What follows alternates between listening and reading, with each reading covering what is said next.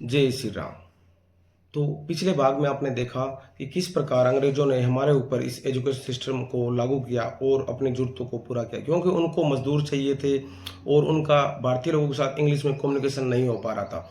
उन्होंने ऐसा pattern set कर दिया एजुकेशन का कि भारत कभी भी प्रगति नहीं कर पाए। अब इसी चैप्टर को हम आगे बढ़ाते हुए हम इसका दूसरा पार्ट लेके आए। दूसरे पार्ट में हम आपको शुरुआत से ही एग्जाम्पल सुनाते हैं।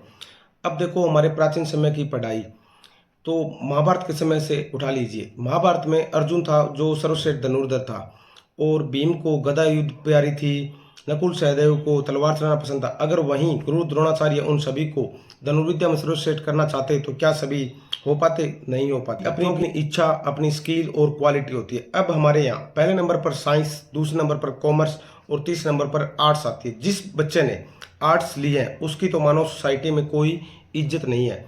उसके प्रति लोगों की ऐसी सोच हो जाती है कि उसको अलग कुदृष्टि नज़र से देखा जाता है। सभी माँ बाप को अपना बच्चा या तो इंजीनियर या डॉक्टर चाहिए। अगर यूनिवर्सिटी वाले कोई एक्स्ट्रा कोर्स रख भी दे देते हैं तो भी माँ बाप अपने बच्चों को उसमें इंटर नहीं कराते, और बचपन से ही माँ बाप सभी ये बोलते हैं कि अच्छे मार्क्स नहीं आए तो आप जॉब नहीं लोगे, जॉब नहीं लोगे तो आप अपनी ज़िंदगी बेकार है। और तब बच्चा अपनी क्रिएटिविटी को रखता है साइड में और बस अच्छे मार्क्स लाने और जॉब लगने में लग जाता है। ये सपना पूरा हो जाता है तो बहुत बढ़िया। दूसरों को नीचा दिखाओगे और सपना टूट जाता है तो खुद से घिन आनी शुरू हो जाती है।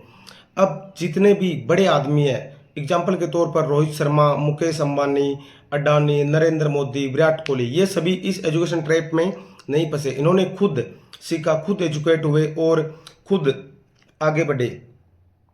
एक एग्जाम्पल के तौर पर कि नेवी के अंदर कैप्टन होता है, वह समुद्री जहाज को चलाने की इंस्ट्रक्शन दे सकता है या वह उसे चला सकता है, और वहीं उस जहाज की सारी जॉब के बारे में इंटरव्यू ले तो वह कभी भी सारे इंटरव्यू पास नहीं कर पाएगा। आधे से ज़्यादा इंटरव्यू में वह फेल हो जाएगा। क्यों फेल हो जाएगा? क्योंकि हमारा एजुकेशन सिस्टम ही कुछ ऐसा है। परंतु फिर भी लोग अपनी 25% लाइफ का हिस्सा इस करंट एजुकेशन सिस्टम में लगा देते हैं ताकि अपने से कम पढ़े व्यक्ति के ऑफिस में जाके काम कर सकें। अगर मान लो हमारे भारत का एजुकेशन सिस्टम इतना ही स्ट्रॉन्ग है तो बड़े बड़े सेलिब्रिटी, नेता लोग सभी अपने बच्चों को विदेश क्यों भेजते हैं पढ़ने के लिए? क्यों? क्योंकि उनको पता है कि हमारा एजुकेशन सिस्टम ही कुछ ऐसा है। इनफैक्ट होना तो ऐसा चाहिए कि नेता जिस क्षेत्र से जीते उसका बच्चा उसी क्षेत्र के सरकारी स्कूल में पढ़े, ताकि हमारा एजुकेशन का स्तर है वो थोड़ा सुधार हो सके, उसमें कुछ बदलाव हो सके। अभी पीछे ग्रुप डी की बहुत सारी भर्तियां निकली थी, उसमें टोटल वैकेंसी थी 268 वैकेंसियों के लिए आप मानोगे नहीं, कुल 5,38,000 फॉर्म भरे थे, जिनमें से 4 लाख जिनके मास्टर डिग्री थी, ग्रेजुएट थे, पोस्ट ग्रेजुएट थे, वो किसका चपरासी का पेपर दे रहे हैं। तो आप सोच लो किस लेवल के रोजगारी है। अभी एक चपरासी के फॉर्म के लिए जिसने मास्टर डिग्री भी की है, ग्रेजुएट की है, पीएचडी की है, उन्होंने ग्रुप डी का भी फॉर्म भरा है। तो इस बात से अंदाजा लगा लीजिए कि हमें किस प्रकार की बेरोजगारी है, हमारा करंट एजुकेशन सिस्टम हमें क्या दे रहा है।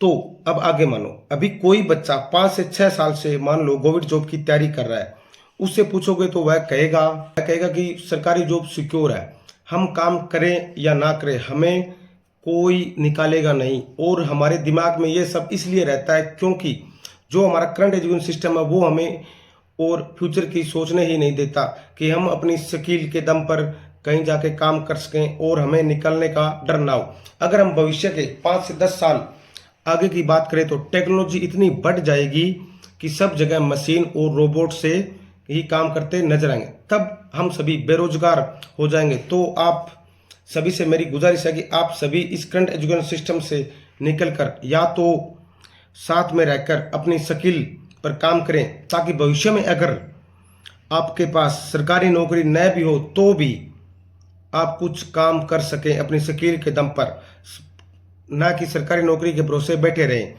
ये एजुकेशन सिस्टम बंद, अगर सरकार ये एजुकेशन सिस्टम बंद कर देगा तो इन नेताओं की रैलियों में भीड़ कहाँ से आएगी, लोग धरना प्रदर्शन कैसे करेंगे? क्योंकि ये इस एजुकेशन सिस्टम की वजह से बहुत सारे लोग बेरोजगार है तो नेताओं की रैलियों में जाना पड़ेगा। इसीलिए ये नेता लोग इस करंट एजुकेशन सिस्टम को बदलना नहीं चाहते। अगर वो बदल देंगे तो उनकी रैलियों में कौन जाएगा, उनके धरने प्रदर्शनों में कौन जाएगा? उनको भी तो लोग चाहिए ना। यह एजुकेशन सिस्टम हमें केवल एक मजदूर बनाकर रख देता है। हम और हमारी सोच दोनों को इस तरह से जकड़ लेता है कि हमें सिर्फ सरकारी नौकरी चाहिए, उससे के अलावा कुछ भी नहीं। बचपन से ही हम अपने आसपास सुनते आ रहे हैं कि सरकारी नौकरी मिल जाए तो हमारी लाइफ सेट है। सभी भाइयों से अनुरोध है कि इस एजुकेशन सिस्टम से निकलकर अपने स्किल डेवलपमेंट पर भी फोकस करना चाहिए, ताकि फ्यूचर में जब मशीनें रोबोट काम करें तो हम खुद को ऐसा न समझे। जब मनुष्य काम मशीन और रोबोट करने लगेंगे तो अभी से 2 गुना या 3 गुना लोग बेरोजगार हो जाएंगे इस करंट एजुकेशन सिस्टम की वजह से, क्योंकि फिर काम तो सारी मशीनें करेगी, उनको कौन नौकरी पर रखेगा, क्योंकि मशीनें इंसान से ज़्यादा काम कर पाएगी, इससे तेज़ी से काम करेगी। अगर उस टाइम आपके अंदर स्किल या क्रिएटिविटी होगी तभी आप उस समय को सर्वाइव कर पाएंगे।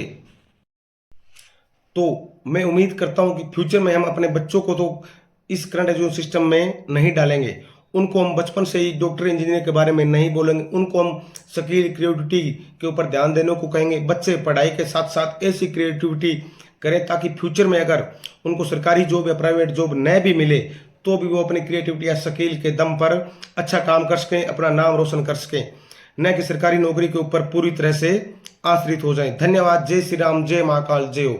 उम्मीद करता हूं कि आप सभी को मेरे द्वारा ये बनाए गए एजुकेशन सिस्टम के ऊपर ये टॉपिक आपको बहुत अच्छा लगा। कृपया करके आप हमारे चैनल महादेव कहानी को फॉलो कीजिए, क्योंकि हमारा जो पिछला चैनल था वो स्ट्राइक आने की वजह से डिलीट हो गया। तो धन्यवाद। जय श्री राम, जय महाकाल, जय हो।